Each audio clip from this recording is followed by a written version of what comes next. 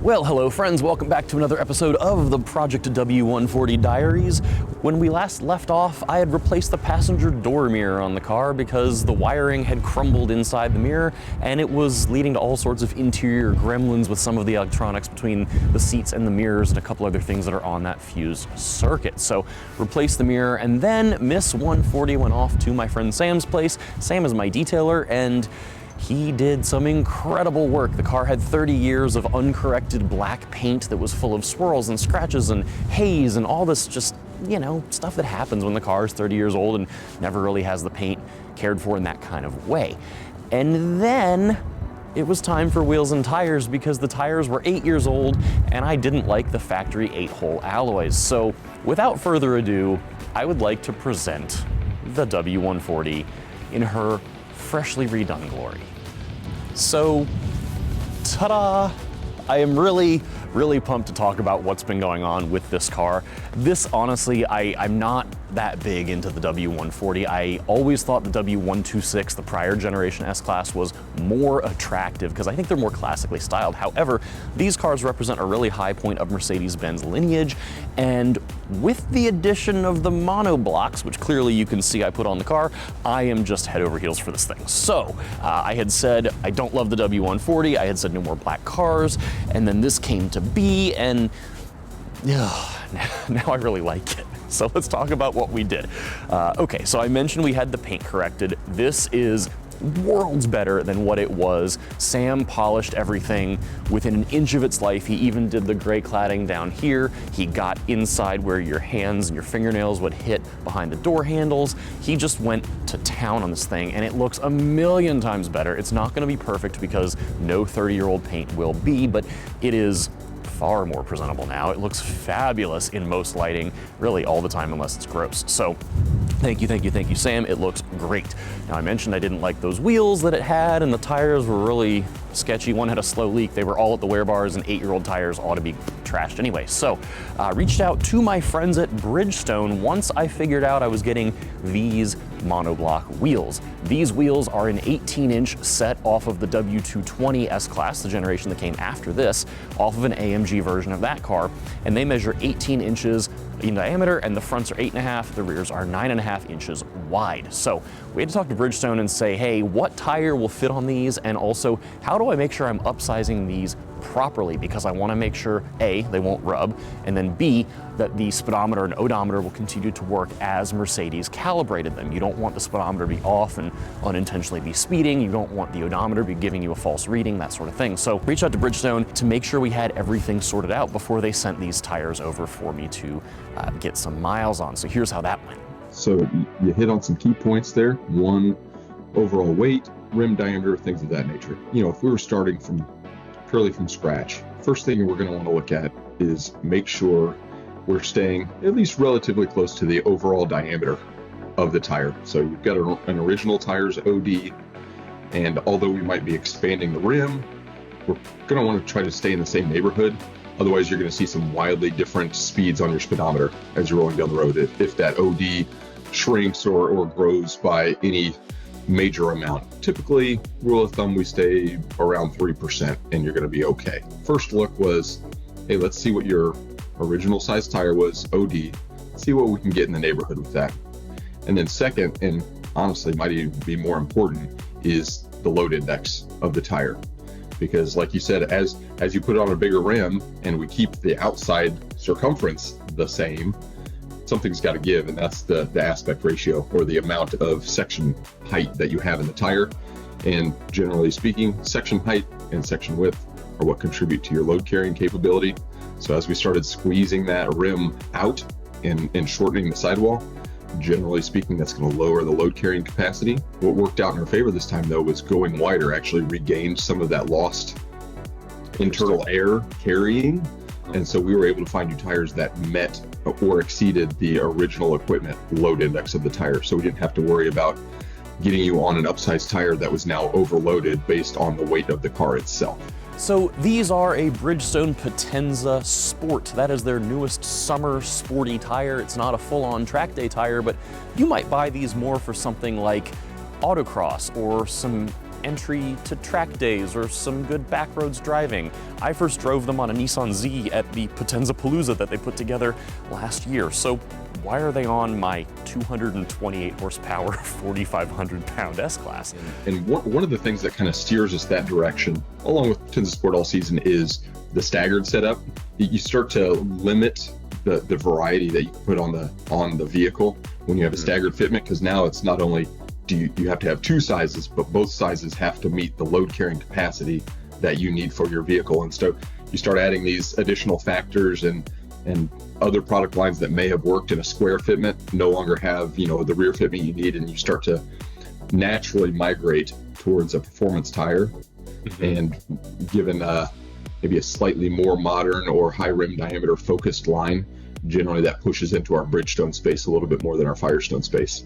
If nothing else, more grip is better than less grip, right? And these are excellent in the rain. I've tested them a little bit so far at the Bridgestone event, and I'm really looking forward to spending some time with them now on this car. Of course, this is very early impressions because these have only been on the car for a few miles. We're gonna put some real miles on this thing as we get into it more, but I just think the wheels look stunning, and it's nice to have some tires that A, I know I can trust, and B, are brand new with plenty of tread and real longevity to them. So with all that, I want to get behind the wheel and drive this, because we haven't talked about how it drives yet, and it's so not me. This is so not a me car. I'm all into performance and exciting things, and this is quiet and calm and not exciting, but it's really nice. So let's get behind the wheel and talk about it a little bit. Okay, so driving the W140. As a reminder, this is an S320. It's not a fast one. And the single biggest thing that I've noticed about it is just that it's got one rate of acceleration. It starts in second gear, as they did back then. They did that for smoothness around town.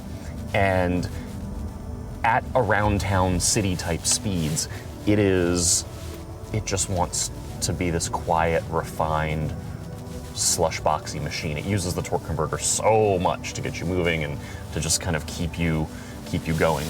And what that means is when you need to accelerate, this is going to be from a second gear start whenever I get a free moment in traffic. I'm giving myself a big gap because you really got to work this for the power. After the Charger, after the new Mercedes. Okay, now we have space.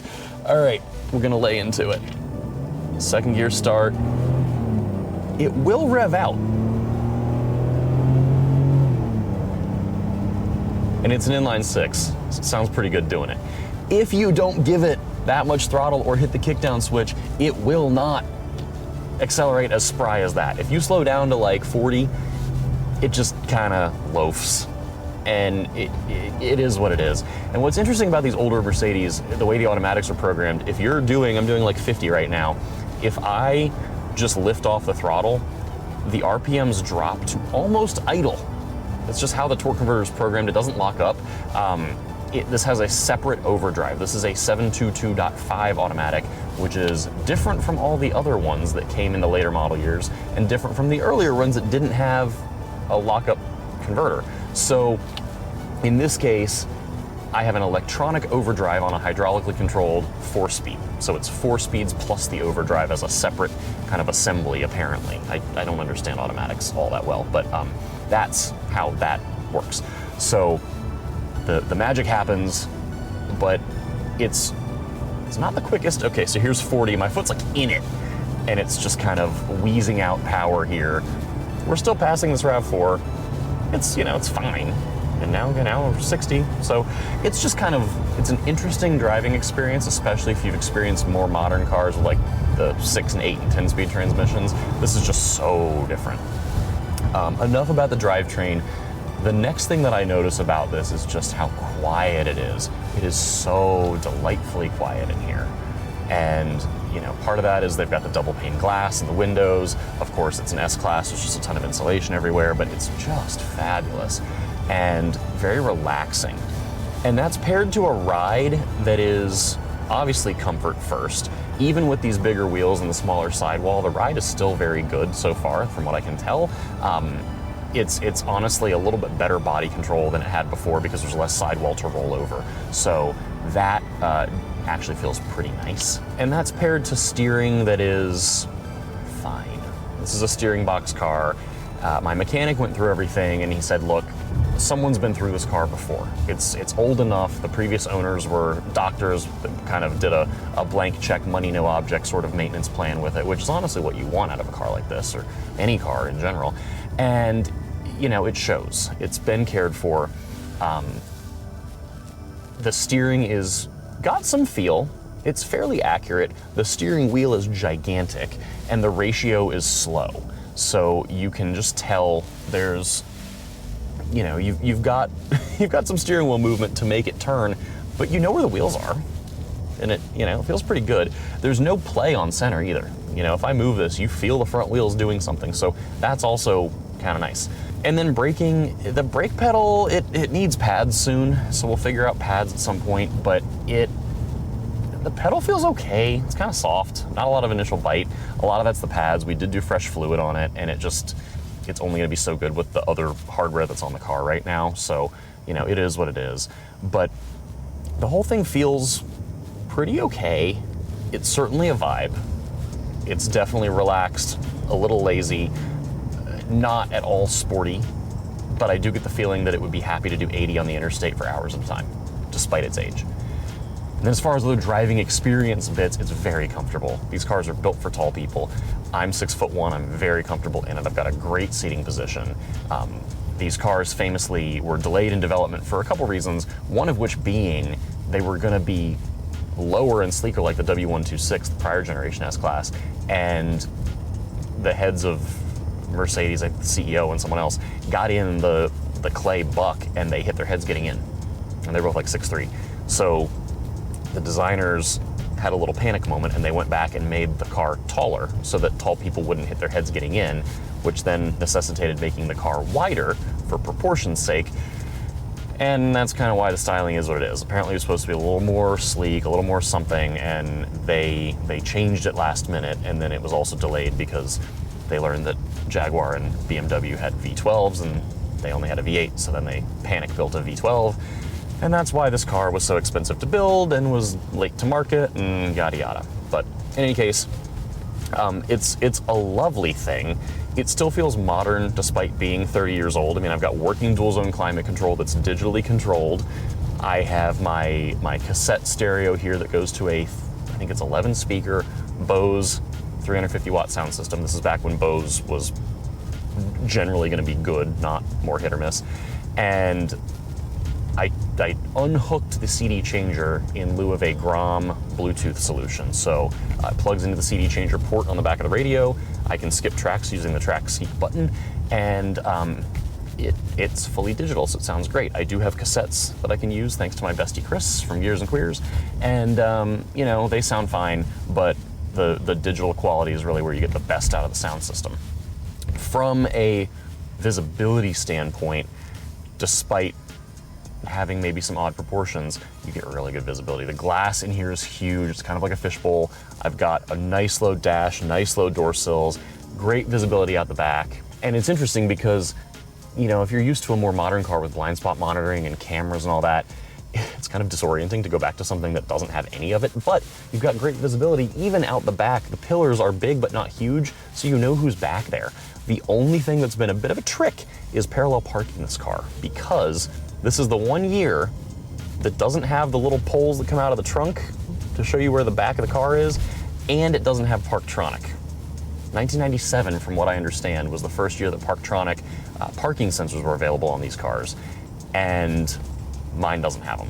Maybe they were available in 96, but not on the 320, I don't know. But point being, mine is a Chapel Roan, good luck babe sort of parking situation. So it's tricky.